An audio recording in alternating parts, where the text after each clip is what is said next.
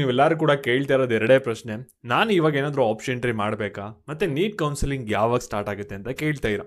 ಇದ್ರ ಬಗ್ಗೆ ಎಲ್ಲಾನು ಕೂಡ ಕ್ಲಿಯರ್ ಮಾಡ್ತೀನಿ. ಮತ್ತು ನಿಮ್ಮ ನೀಟ್ ರಿಜಿಸ್ಟ್ರೇಷನ್ ಆಗಿದೆಯಾ ಆಗಿಲ್ವಾ ಅನ್ನೋದನ್ನ ಯಾವ ರೀತಿ ಕ್ರಾಸ್ ವೆರಿಫೈ ಮಾಡ್ಕೋಬೇಕು ಅದ್ರ ಬಗ್ಗೆನೂ ಕೂಡ ತಿಳಿಸ್ಕೊಡ್ತೀನಿ. ಮತ್ತು ಸಾಕಷ್ಟು ಜನ ಒಂದು ಮಿಸ್ಟೇಕ್ನ ಮಾಡಿದ್ದಾರೆ. ಆ ಒಂದು ಮಿಸ್ಟೇಕಿಂದ ನೀವು ನೀಟ್ ಕೌನ್ಸಿಲಿಂಗ್ ಸ್ಟಾರ್ಟ್ ಆದರೂ ಕೂಡ ಆಪ್ಷನ್ ಎಂಟ್ರಿ ಮಾಡೋಕ್ಕೆ ಇನ್ಎಲಿಜಿಬಲ್ ಆಗಿರ್ತೀರ. ಏನಕ್ಕೆ ಎಲ್ಲಾನು ಕೂಡ ಡೀಟೇಲಾಗಿ ತಿಳಿಸ್ಕೊಡ್ತೀನಿ.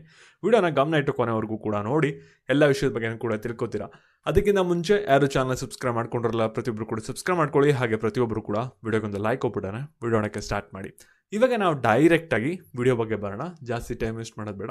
ವಿಡಿಯೋನ ಗಮನ ಇಟ್ಟು ಕೊನೆವರೆಗೂ ಕೂಡ ನೋಡ್ತಾ ಹೋಗಿ. ಇವಾಗ ನೀವೆಲ್ಲರೂ ಕೂಡ ಕೇಳ್ತಾ ಇರೋದು, ನನ್ನ ಫೋಕಸ್ ಬಂದ್ಬಿಟ್ಟು MBBS BDS ಆಯುಷ್ ಆಗಿದೆ. ಇವಾಗ ನಾನು ಏನಾದರೂ ಆಪ್ಷನ್ ಎಂಟ್ರಿ ಮಾಡಬೇಕಾ ಅಂತ ಕೇಳ್ತಾ ಇರೋ. ಇವಾಗ ಆಪ್ಷನ್ ಎಂಟ್ರಿ ಓಪನ್ ಆಗಿರೋದು ಇಂಜಿನಿಯರಿಂಗ್, ಫಾರ್ಮಸಿ ಮತ್ತು ಫಾರ್ಮ್ ಸೈನ್ಸ್ ಕೋರ್ಸಸ್ಗಳಿಗೆ, ಸರಿನಾ? ಈ ಒಂದು ಕೋರ್ಸಸ್ಸು ನಿಮ್ದೇನಾದರೂ ಸೆಕೆಂಡ್ ಆಪ್ಷನ್ ಆಗಿದೆ ಅಂದರೆ ಮಾತ್ರ ಆಪ್ಷನ್ ಎಂಟ್ರಿ ಮಾಡಿ. ನೀವೇನಾದರೂ ಬರೀ MBBS BDS BMSನ ನೋಡ್ತಾ ಇರಂದರೆ ನೀವು ಆಪ್ಷನ್ ಎಂಟ್ರಿ ಮಾಡೋವಂಥ ಅಗತ್ಯ ಇರಲ್ಲ. ನೀವು ನೀಟ್ ಕೌನ್ಸಿಲಿಂಗ್ ಆಪ್ಷನ್ ಎಂಟ್ರಿಗೆ ವೆಯ್ಟ್ ಮಾಡಬೇಕಾಗತ್ತೆ. ಮತ್ತು ಇವಾಗ ನೀಟ್ ವೆರಿಫಿಕೇಷನ್ ಸ್ಲಿಪ್ಪು ನೀವು ಡೌನ್ಲೋಡ್ ಮಾಡ್ಕೋಬೇಕಾಗುತ್ತೆ. ಮತ್ತು ನೀವು ನೀಟ್ ರಿಜಿಸ್ಟ್ರೇಷನ್ ಆದಮೇಲೆ ಫಸ್ಟ್ ನಿಮ್ಮ ಅಪ್ಲಿಕೇಶನ್ ಪ್ರಿಂಟ್ಔಟ್ ತೊಗೊಳ್ಳಿ. ನಿಮ್ಮ ಅಪ್ಲಿಕೇಶನ್ ಪ್ರಿಂಟ್ಔಟ್ ತೊಗೊಂಡಾಗ ನಿಮ್ಮ ನೀಟ್ ರೋಲ್ ನಂಬರ್, ನಿಮ್ಮ ನೀಟ್ ಸ್ಕೋರ್ ಮತ್ತು ಆಲ್ ಇಂಡಿಯಾ ರ್ಯಾಂಕಿಂಗ್ ಬಂದಿದೆ ಅಂದರೆ ಈ ರೀತಿ ಅಪ್ಲಿಕೇಶನಲ್ಲಿ ನಿಮ್ಮದು ನೀಟ್ ರಿಜಿಸ್ಟ್ರೇಷನ್ ಕಂಪ್ಲೀಟ್ ಆಗಿದೆ ಅಂತ, ಸರಿನಾ? ಕೌನ್ಸಿಲಿಂಗ್ ಅಟೆಂಡ್ ಮಾಡೋಕ್ಕೆ ಎಲಿಜಿಬಲ್ನ ಪಡ್ಕೊಂಡಿದ್ದೀರಾ ಅಂತ ಅರ್ಥ.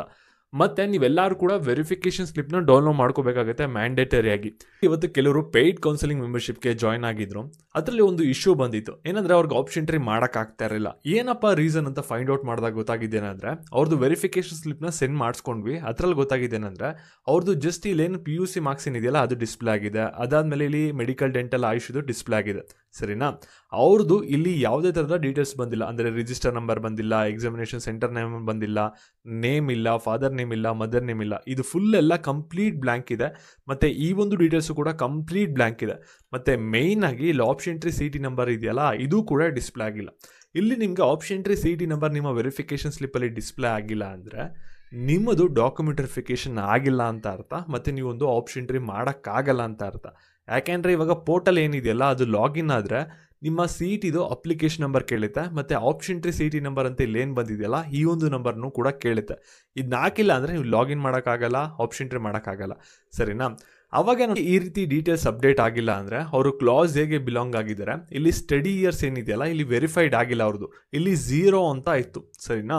ಅದಕ್ಕೋಸ್ಕರ ಅವ್ರಿಗೆ ಇವಾಗ ಡಾಕ್ಯುಮೆಂಟ್ ವೆರಿಫಿಕೇಷನ್ ಮಾಡ್ಸಕ್ಕೆ ಹೇಳಿದ್ದೀವಿ. ಅವಾಗ ಅವ್ರಿಗೆ ಏನಾಗುತ್ತೆ ಅಂದರೆ ಇವಾಗ ಎಲ್ಲ ಡೀಟೇಲ್ಸು ಕೂಡ ಅಪ್ಡೇಟ್ ಆಗುತ್ತೆ ವೆರಿಫಿಕೇಷನ್ ಸ್ಲಿಪ್ಪಲ್ಲಿ.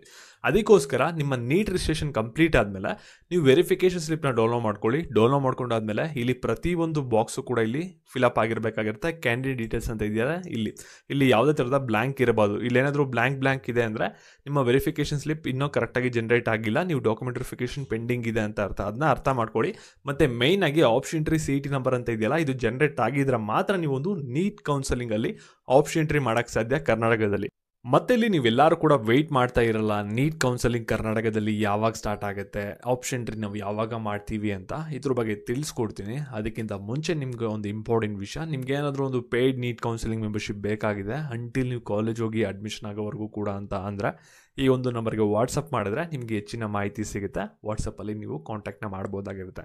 ಮತ್ತು ಎಷ್ಟೊಂದು ಜನ ಮೇಯಲ್ಲಿ ಜೂನಲ್ಲಿ ಕಾಂಟ್ಯಾಕ್ಟ್ ಮಾಡಿರೋರು ಇವಾಗ ಜಾಯ್ನ್ ಆಗ್ತಾ ಇದ್ದಾರೆ. ನೀವು ಇನ್ನೂ ಜಾಯ್ನ್ ಆಗಿಲ್ಲ ಅಂದರೆ ಮೊದಲೇ ನಮ್ಮನ್ನ ಕಾಂಟ್ಯಾಕ್ಟ್ ಮಾಡಿದ್ರೆ ಅಂದರೆ ಬೇಗ ಜಾಯ್ನ್ ಆಗಿ, ಸ್ಲಾಟ್ಸ್ ಎಲ್ಲ ಬೇಗ ಬುಕ್ ಆಗ್ತಿದೆ.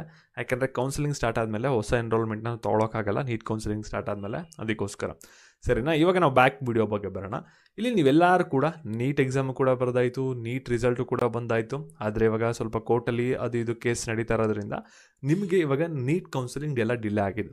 ಹಾಗಾದರೆ ಇವಾಗ ಕರ್ನಾಟಕದಲ್ಲಿ ನೀಟ್ ಕೌನ್ಸಿಲಿಂಗ್ ಯಾವಾಗ ಸ್ಟಾರ್ಟ್ ಆಗುತ್ತೆ, ಆಪ್ಷನ್ ಎಂಟ್ರಿ ಯಾವಾಗ ನಾವು ಮಾಡ್ತೀವಿ ಅಂತ ನೀವೆಲ್ಲರೂ ಕೂಡ ವೆಯ್ಟ್ ಮಾಡ್ತಾಯಿರ.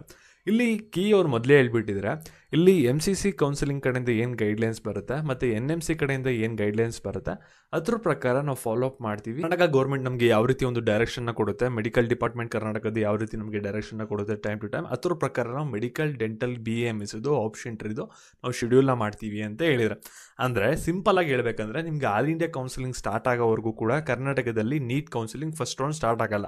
ಇವಾಗ ಎಲ್ಲ ಸಿಚುವೇಶನ್ ನಾವು ಕ್ಯಾಲ್ಕುಲೇಟ್ನ ಮಾಡಿದ್ರೆ ಇವಾಗ ಆಲ್ ಇಂಡಿಯಾ ಕೌನ್ಸಿಲಿಂಗ್ ಯಾವಾಗ ಸ್ಟಾರ್ಟ್ ಆಗ್ಬೋದು ಅಂದರೆ ನಿಮಗೆ ಮೋಸ್ಟ್ ಪ್ರಾಬಬ್ಲಿ ನಿಮಗೆ ಈ ಮಂತ್ ಇಂಡಲ್ಲಿ ಸ್ಟಾರ್ಟ್ ಆಗುವಂಥ ಚಾನ್ಸಸ್ ಇದೆ. ರಿಜಿಸ್ಟ್ರೇಷನ್ ಪ್ರೋಸೆಸ್ ಎಲ್ಲ ಆಪ್ಷನ್ ಎಂಟ್ರಿ ಬಂದ್ಬಿಟ್ಟು ಆಲ್ ಇಂಡಿಯಾದು ಕೂಡ ನೆಕ್ಸ್ಟ್ ಮಂತ್ ಫಸ್ಟ್ ವೀಕಲ್ಲಿ ಸ್ಟಾರ್ಟ್ ಆಗ್ಬೋದು.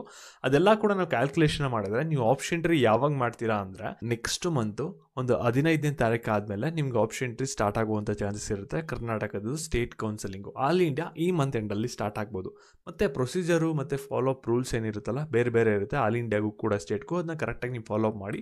ಮತ್ತು KA ಕೌನ್ಸಿಲಿಂಗ್ ಸೀಟ್ ಇದೇನಿದೆ ಮತ್ತು ನೀಟ್ ಕೌನ್ಸಿಲಿಂಗ್ ಏನಿದೆಯಲ್ಲ ಅದನ್ನು ನೀವು ಕರೆಕ್ಟಾಗಿ ಬ್ಯಾಲೆನ್ಸ್ ಮಾಡಿದ್ರೆ ಮಾತ್ರ ನೀವು ಕರೆಕ್ಟಾಗಿ ಸೀಟ್ ಪಡ್ಕೊಳ್ಳೋಕೆ ಸಾಧ್ಯ. ಅದು ಸ್ವಲ್ಪ ಕನ್ಫ್ಯೂಷನ್ ಮಾಡ್ಕೊಂಡ್ರೆ ನಿಮಗೆ ಮುಂದೆ ಪ್ರಾಬ್ಲಮ್ ಆಗುತ್ತೆ. ಅದನ್ನ ತಲೆಯಲ್ಲಿ ಇಟ್ಕೊಳ್ಳಿ. ಮತ್ತು ನಿಮ್ಗೆ ಏನಾದರೂ ಪೇಯ್ಡ್ ನೀಟ್ ಕೌನ್ಸಿಲಿಂಗ್ ಮೆಂಬರ್ಶಿಪ್ ಬೇಕಾಗಿದೆ ಅಂದರೆ ಬೇಗ ಎನ್ರೋಲ್ ಆಗಿ, ಯಾಕೆಂದರೆ ಲಿಮಿಟೆಡ್ ಸೀಟ್ಸ್ಗಳು ಮಾತ್ರ ಇದೆ.